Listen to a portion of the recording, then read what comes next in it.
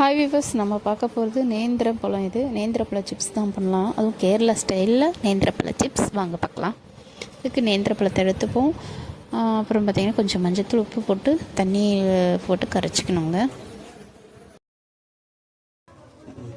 நேந்திர பழத்துக்கு தேங்காய் எண்ணெய் எப்படி இருக்கு? சுத்தமான தேங்காய் எண்ணெய். நம்ம தேங்காய் எண்ணெயில் சமைய போகிறோம். அது செக்கில் ஆட்டில் சுத்தமான தேங்காய் எண்ணெய். நேந்திர பழத்தோலை சீவிக்கலாம்.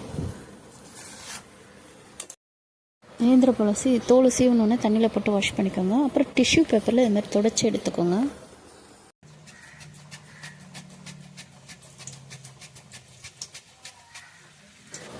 இதுமாரி நல்லா உங்களுக்கு சீவி போட்டுக்கோங்க. சீவெல்லாம் ரவுண்ட் ரவுண்டாக.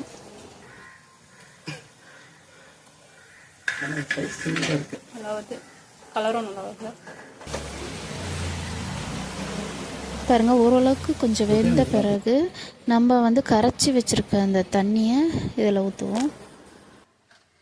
ஒரு ஸ்பூன் அளவு ஊற்றலாம், 2 ஸ்பூன் ஊற்றலாம்.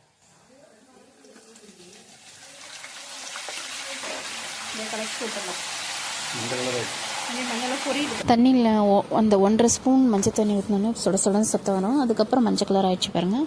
அப்புறம் இன்னும் கொஞ்சம் நேரம் நல்லா கலர் மாறினோன்னே எடுத்துடலாம். டிஷ்யூ பேப்பர் போட்டு ஆல்ரெடி பேக் பண்ணாங்க, பாத்திரத்தில் போட்டிருக்கோம். ஸோ எண்ணெய்லாம் ஏற்றுக்கும்.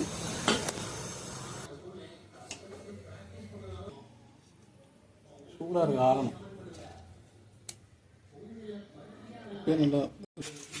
அடுத்தது வாவ், பார்க்கும் போதே சூப்பராக இருக்குது. ஸ்மெல்லும் செம்மையாக இருக்குது. தேங்காய் எண்ணெயில் செஞ்சோன்னு பாருங்கள் எவ்வளோ கிறிஸ்பியாக மறுமுறைன்னு இருக்குது.